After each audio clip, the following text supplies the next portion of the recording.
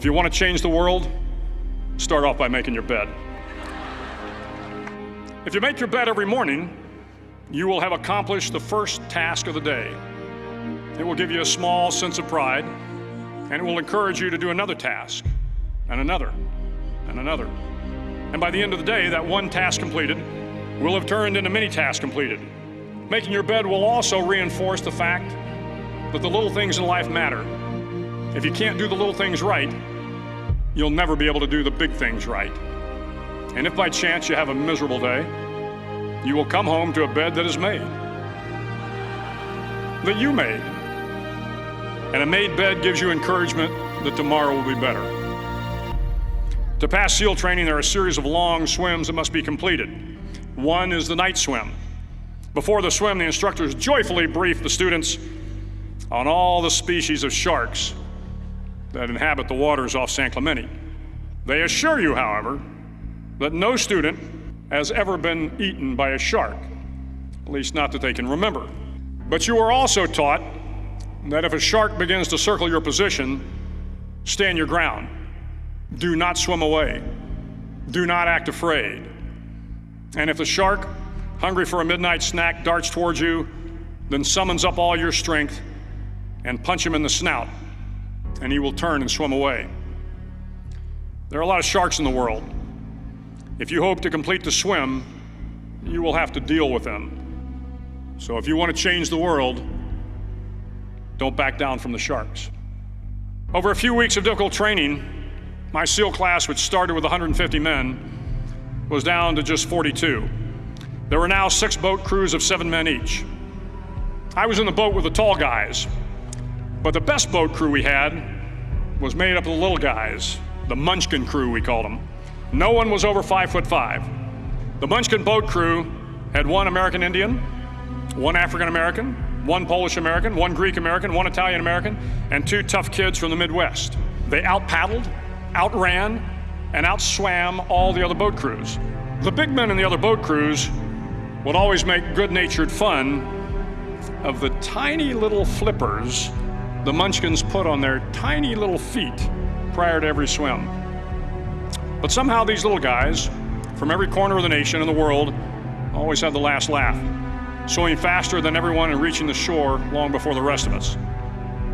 SEAL training was a great equalizer. Nothing mattered but your will to succeed, not your color, not your ethnic background, not your education, not your social status.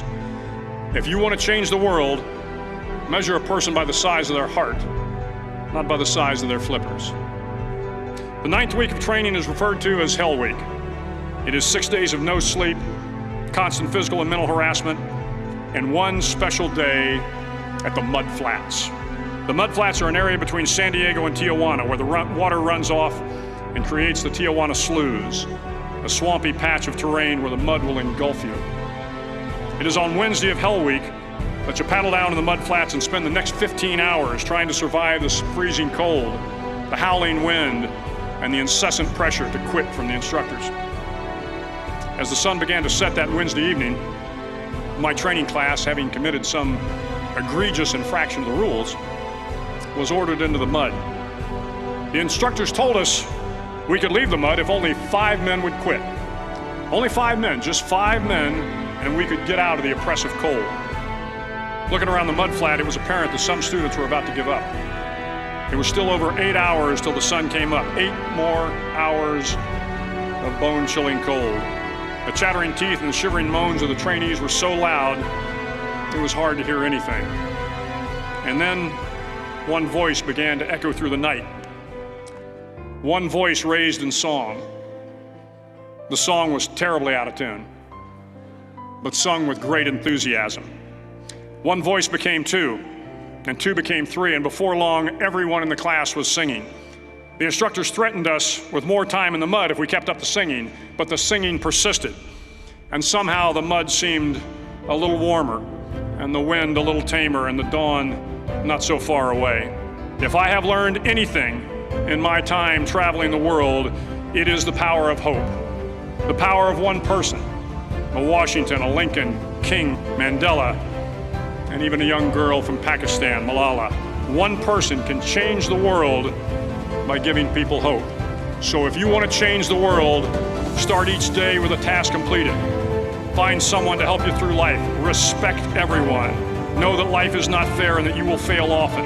But if you take some risks, step up when the times are the toughest, face down the bullies, lift up the downtrodden, and never, ever give up.